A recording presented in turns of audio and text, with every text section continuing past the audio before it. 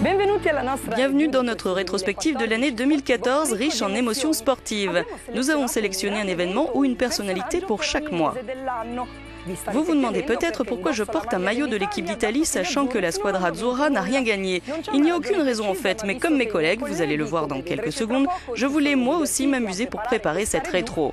Voyons ensemble ce qui s'est passé au cours des 6 premiers mois de 2014.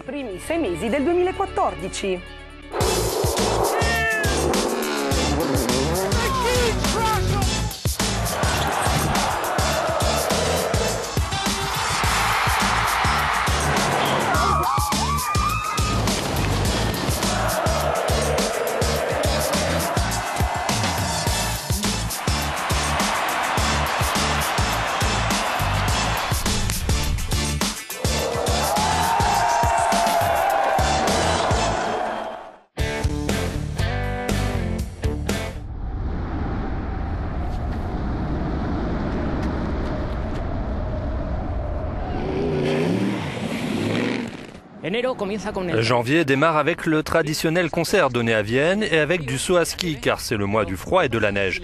Mais que se passe-t-il si on inverse la situation ?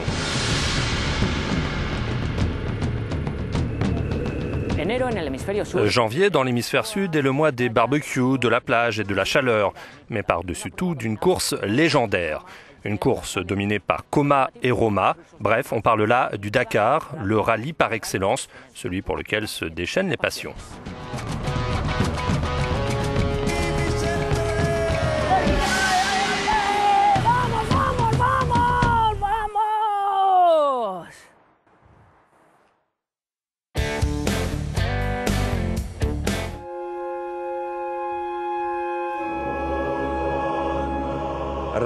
Comme tous les 4 ans, février est synonyme de Jeux Olympiques d'hiver.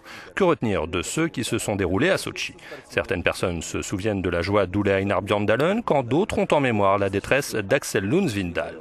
Il y a eu aussi des hauts et des bas pour les supporters locaux. La délégation russe est certes arrivée en tête du tableau des médailles pour la première fois depuis 20 ans, mais il n'y a pas eu de médaille d'or pour l'équipe de hockey sur glace et sans ce titre, le triomphe a gardé un petit goût d'inachevé.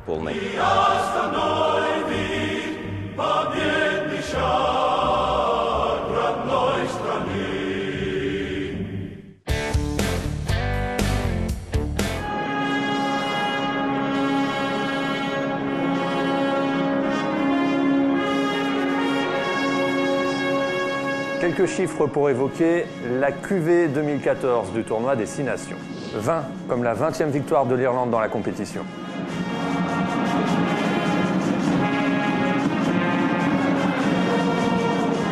66 comme le nombre de points inscrits par Jonathan Sexton. 88 comme la différence de points qui permet aux 15 du trèfle de devancer l'Angleterre.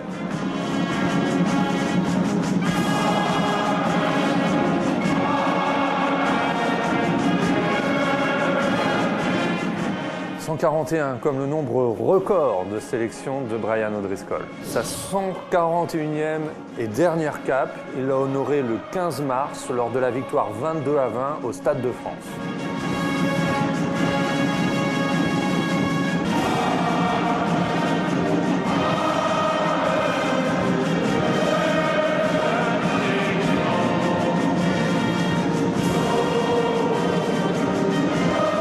Il y a un seul chiffre qu'on ne connaît pas, c'est celui du nombre de pintes écoulées à Dublin ce jour-là pour fêter tout ça.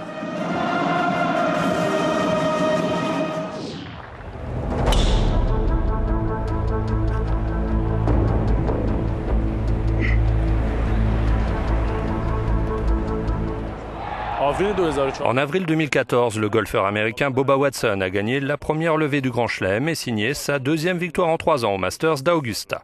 Grâce à ce succès, il est devenu le 16e multiple vainqueur en majeur depuis 1934. Bubba Watson, ou Jerry Lester Watson Jr., comme il est écrit sur son acte de naissance, est réputé pour la longueur de ses drives et la couleur rose de son driver.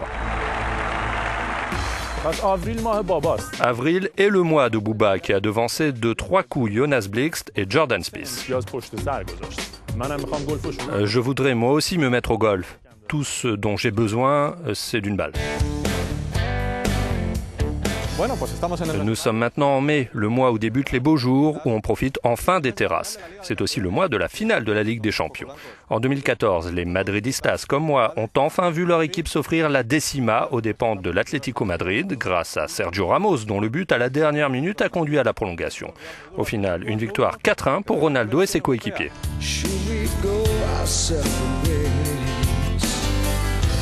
Catching shadows from a glance, walking with your hand in mine.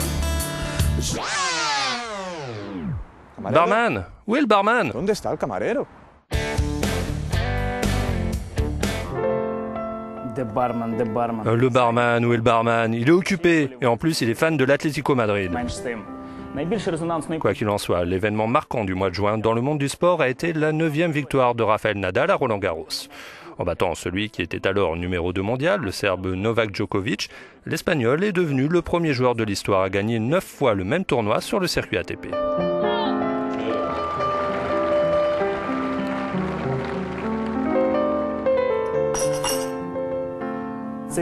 Ce succès dans la capitale française sur sa surface fétiche, la terre battue, lui a offert son 14e titre du Grand Chelem. Nadal, qui a triomphé porte d'Auteuil en 2005 dès sa première tentative, a amélioré ses statistiques avec 66 victoires pour une seule défaite en 10 ans.